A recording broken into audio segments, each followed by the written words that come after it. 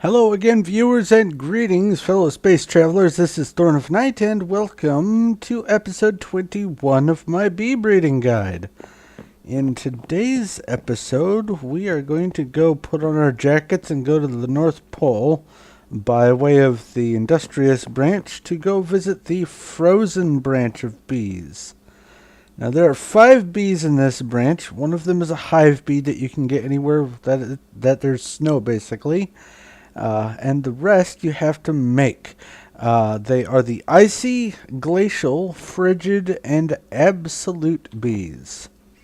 Now, all the bees in this branch have a special effect called freezing. And what that does is it freezes nearby blocks of water into ice. So it's a pretty interesting way of getting a bunch of ice blocks. If you've got some infinite water supplies and you flow it on in, just silk touch the ice and presto, you've got more ice for the projects you want to use it for, like I don't know, acclimatizing bees or just making an igloo, who knows. Anyway, now they do like the cold temperatures, but they need normal humidity. It can't be arid, it can't be damp, it has to be normal humidity. They do slightly tolerate some warmer temperatures. Like you can see, it says icy up 1 for all of them.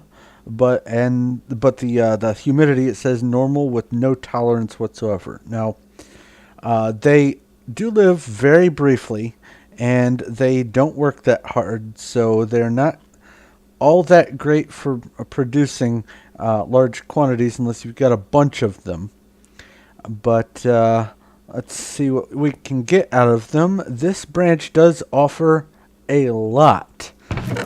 I forgot to put this in here. Haha, I missed that. Anyway, the typical comb that you're going to get out of all 5 of the bees is called frozen comb, and you can get beeswax and honey drops from them, but also you can get snowballs, and more importantly, you can get this crystalline pollen. Now, the crystalline pollen is useful for taking short mead. You put it in an infuser, which the infuser recipe is, I should have had this handy too, I apologize. No, I hit use instead of recipe, didn't I? Yep, there we go. Just a couple bronze ingots and an iron ingot to get you one of these infusers. And the interface is such that you put mead or some sort of potion in there, and you can put pollens and other stuff in here that add special effects. So if you do that to a short mead, you get a curative mead, which has antidote too. Basically, it's like drinking strong milk, so you're no longer poisoned. So that's a nice little advantage to that thing. Next, the icy and glacial bees will give you this stuff called ice shards, and that's used for making cans of ice or buckets of ice. It's used in a few things, but this is where you get it, from these ice shards. And finally, the absolute bee will give you this glacial comb. It's less than special. It only produces honey drops, doesn't even give you any wax. So it's not really all that great for that. But it makes up for it by being in the branch with the ice shards and the crystalline pollen, and some snowballs to throw at things just if you want to. But let's go take a look at the actual bee breeding itself.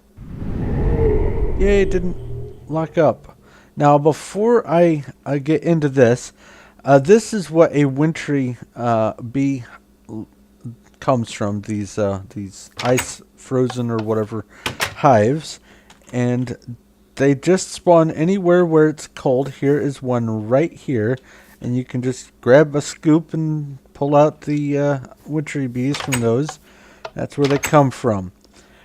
This is a Mistcraft Age, and I have made a taiga single biome. It's super flat and all that, and you can, if you choose to download this map and investigate, you can wander around. There's not much to see. It's all taiga. And if you do get lost, just come back to 00. That's where this is. But this map is going to be available for download through a link in the description. I am using the Feed the Beast Unleashed mod pack, so you will need Feed the Beast to use it, but once you've got that, you have access to everything that I've gotten here. On to the actual bee breeding. First off, we're going to get an icy bee here, and this is a level 7 bee because though it only requires a level 1 hive bee, the wintry bee, it does require an industrious bee, which is a level 6. If you don't know how to make that, you can either watch my industrious video or you can hop through this book and go check it out yourself.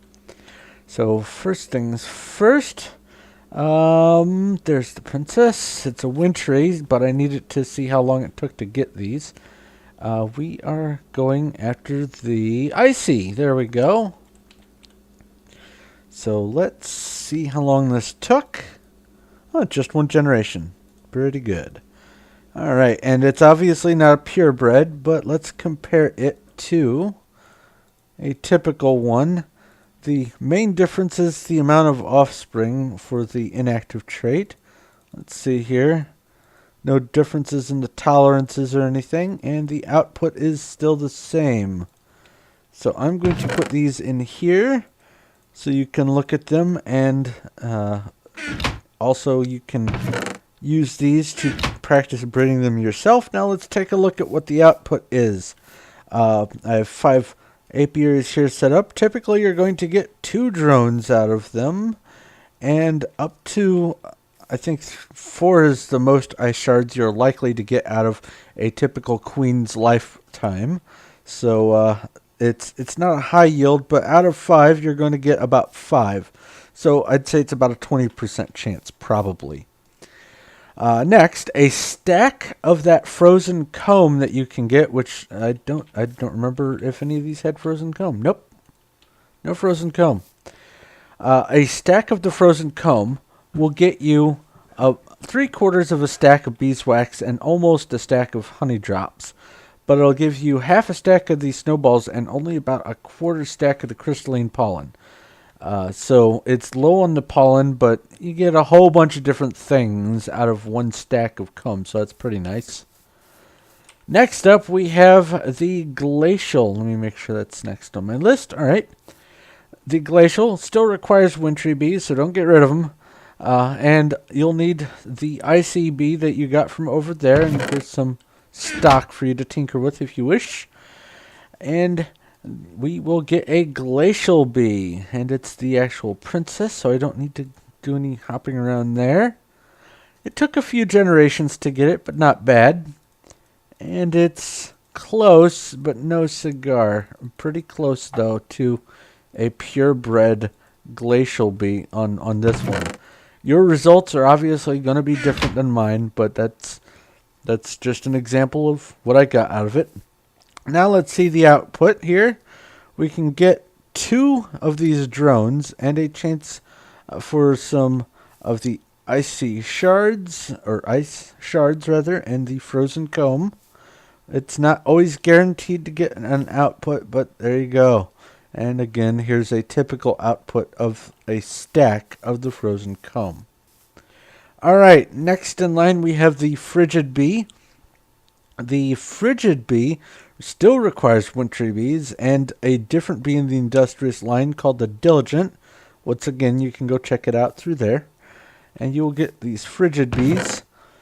And there's some stock there for you to work with if you wish. I'm going to grab the princess. And there's the frigid. Excellent. Let's see how long it took me to get this thing. Just 1 generation. Pretty nice. And there's the frigid. Okay, so a few differences on this go-round. But all these differences can be weeded out during additional breeding sessions so you can stabilize your line and get a good solid breed going. But that's the frigid bee. And here's the typical output for a lifespan of a purebred queen of the Frigid bee line. You're going to get 4 drones out of it, and some minor chances for some cone, probably about another 20% chance. And again, that's the frozen comb there.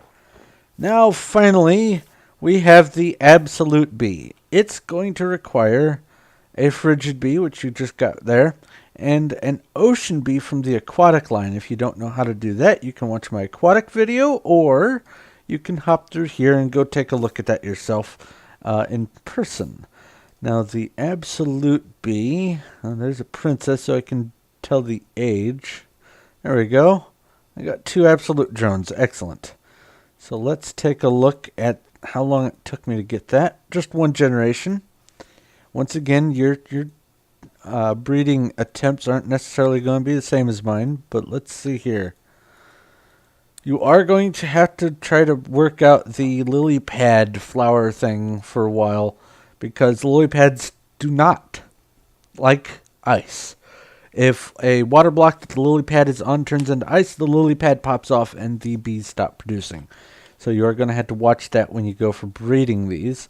And there again is that freezing effect. Let's check this. There are some tolerances for the bees, the differences there because of the crossbred nature, the hybrid nature, but that's pretty standard. Leave these in here for you. And here's the absolute demonstration. The 4 drones, they can produce frozen comb, but also there's this glacial comb here. And it looks like about 1 comb for life cycle of a queen in that species. But let's check out the glacial comb's output. As you can see, there is nothing but the honey drops, and it's only about 3/4 of a stack of the honey drops. So the glacial comb is kind of useless. But that is pretty much it for the frozen line. It doesn't lead to any other new branches. So this is basically the end of the line for this batch of bees here. But there's some interesting traits, and also the output's pretty cool, especially that crystalline pollen for making the potions. That's kind of neat. But yeah, that's pretty much all that I have to talk about for this. I thank you very much for watching. I hope this was informative and that you learned something that you needed to know. I am trying to cover everything that I'm aware of in this, if I can. If I miss anything, please let me know in the comment section. Also, if you have any questions, comments, or suggestions in general, just leave them in the comment section below, and I will do my best to respond.